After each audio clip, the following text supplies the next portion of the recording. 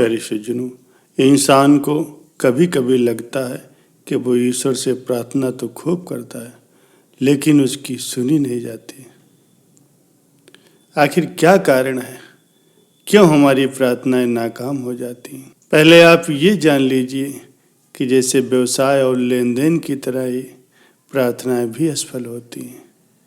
इसके पीछे कुछ वजह हैं, जैसे आहार और व्यवहार पर नियंत्रण न रखने से भी प्रार्थनाएं नाकाम हो जाती हैं। माता पिता का सम्मान न करने से भी प्रार्थना असफल हो जाती है। प्रार्थना से आपका ही नुकसान हो रहा हो तो वो भी प्रार्थना नाकाम हो जाती है। अतार्किक प्रार्थना भी निष्फल हो जाती है। प्यारे सज्जनों, सही तरीके से की गई प्रार्थना जीवन में चमत्कारी बदलाव लाती। जैसे प्रार्थना सरल और साफ तरीके से की जानी चाहिए। आसानी से बोली जाने वाली ही प्रार्थना करनी चाहिए। शांत वातावरण में प्रार्थना करना सबसे बढ़िया होता है। खास तौर पर सुबह और शाम की प्रार्थना जल्दी स्वीकार हो जाती है। प्रार्थना को रोज एक ही समय पर करना अच्छा होता है। वहीं दूसरे के नुकसान के उद्देश्य से या फिर अतार्किक प्रार्थना भी निष्फल होती है। दूसरे के लिए प्रार्थना करने से पहले उसके बारे में सोचें और फिर प्रार्थना शुरू करें।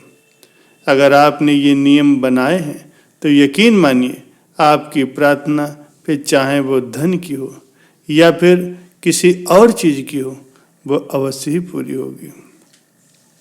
आपकी प्रार्थना आपके भगवान स्वीकार करें, इसके लिए कुछ नियमों के साथ ही प्रार्थना करनी चाहिए। आप अपनी प्रार्थना को गोपनीय रखें और प्रार्थना को बार बार दोहराते रहें। आप सच्चे मन से अगर प्रार्थना करेंगे तो यकीनन ही आपकी मनोकामना पूर्ण होगी। प्यारे सज्जनों, आप अपनी जिंदगी के किसी भी काम को ले लीजिए, चाहे वो किसी एक खास क्षेत्र में एक्सपर्ट होना हो, जैसे कोई किसी परीक्षा को पास करना है या फिर कोई काम सीखना हो या कोई रोजगार सीखना हो, तो अगर हम अपने काम में निपुण होना चाहते हैं, दक्ष होना चाहते हैं, तो उसका निरंतर हमें अभ्यास करना होगा। और बिना अभ्यास के हम निपुण नहीं हो सकते, क्योंकि अभ्यास असंभव को भी संभव बना देता है। महाभारत के समय गुरु द्रोणाचार्य पांडवों और कौरवों को धनुर्विद्या की शिक्षा दे रहे थे। हिरण्यधन नामक निषादों के राजा का पुत्र एकलव्य धनुर्विद्या सीखने के उद्देश्य से द्रोणाचार्य के आश्रम में आया, किंतु निम्न जाति का होने के कारण द्रोणाचार्य ने उसे अपना शिष्य बनाना स्वीकार नहीं किया। कारण पूछने पर द्रोणाचार्य ने बताया कि हस्तिनापुर के राजा को वो वचन दे चुके हैं, वे सिर्फ राजकुमारों को ही शिक्षा देंगे। निराश होकर के एकलव्य वन में वापस चला गया। उसने द्रोणाचार्य की एक मूर्ति बनाई और उस मूर्ति को ही अपना गुरु मान करके धनुर्विद्या का अभ्यास करने लगा। एकाग्रचित्त मन से साधना करते हुए अल्प काल में ही वो धनुर्विद्या में अत्यंत निपुण हो गया। एक दिन सारे राजकुमार गुरु द्रोणाचार्य के साथ आखेट के लिए उसी वन में गए जहाँ एकलव्य आश्रम बना करके धनुर्विद्या का अभ्यास कर रहा था। राजकुमारों के साथ एक कुत्ता भी था। राजकुमारों का कुत्ता भटक करके एकलव्य के आश्रम में जा पहुंचा। एकलव्य को देख करके वो कुत्ता भौंकने लगा। इससे क्रोधित होकर के एकलव्य ने उस कुत्ते पर अपने बाण चला चला करके उसका मुंह बाणों से भर दिया।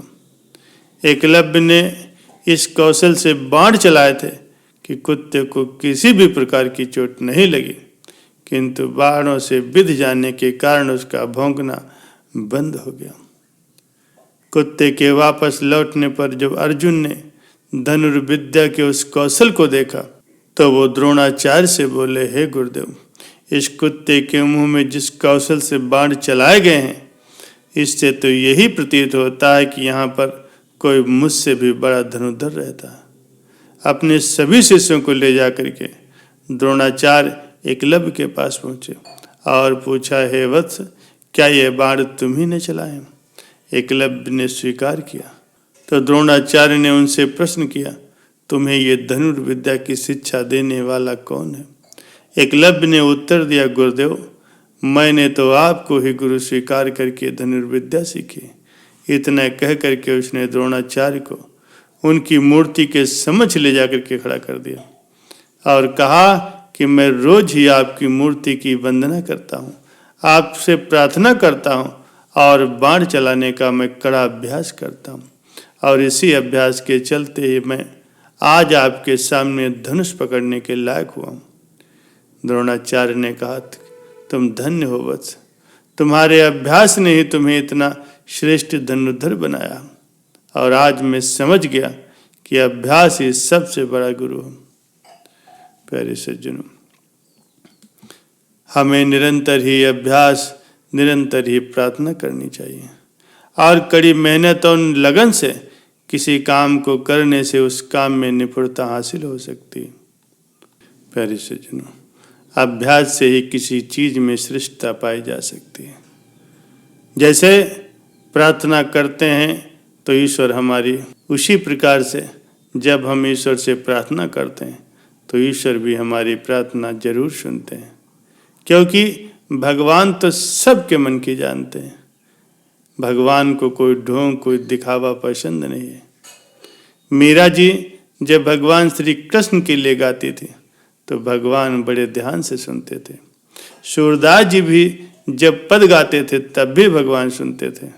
और कहाँ तक कहूँ, कबीर साहब ने तो यहाँ तक कह दिया है कि चींटी के पग नुपुर बाजे, वो भी साहब सुनता है। आप सोच सकते हैं कि कितनी छोटी चींटी होती है और उसके निपुर भी कितने छोटे होंगे, फिर भी वो मालिक उसको सुनता है। अरे जब आपको कोई दिल से याद करता है तो आपको पता चल जाता है, तो क्या उस मालिक को पता नहीं चलेगा जिसने ये पूरा जहां बनाया है? न जाने कितने ही ऐसे उदाहरण हैं जिससे पता चलता है कि वो मालिक सबकी सुनते हैं, बस कोई उन्हें पुकारने वाला होना चाहिए। गजेंद्र हाथी ने ग्रह से बचने के लिए भगवान को पुकारा, द्रौपदी ने भगवान श्री कृष्ण को पुकारा, कबीरदास, तुलसीदास, सूरदास, मीराबाई और न जाने कितने ऐसे महान संत हुए हैं जो भगवान से बातें करते थे और भगवान उनकी सुनते थे।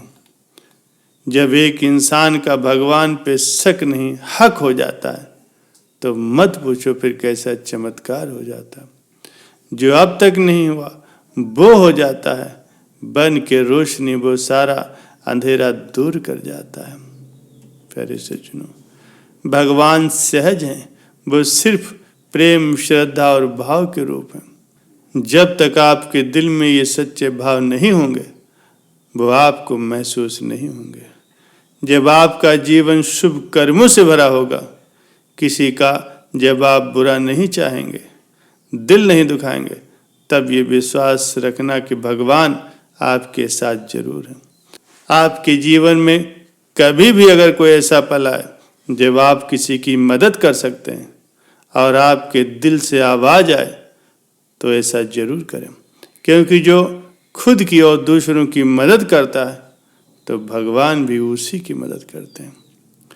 भगवान तो भक्तों के अनुरूप ही ढल जाते हैं। आप जिस रूप में दिल में उनको देखते हैं वह उसी रूप में आपको नजर आते हैं। उनके रूप अनंत है। हमारे मन के भाव हर पल बदलते रहते हैं।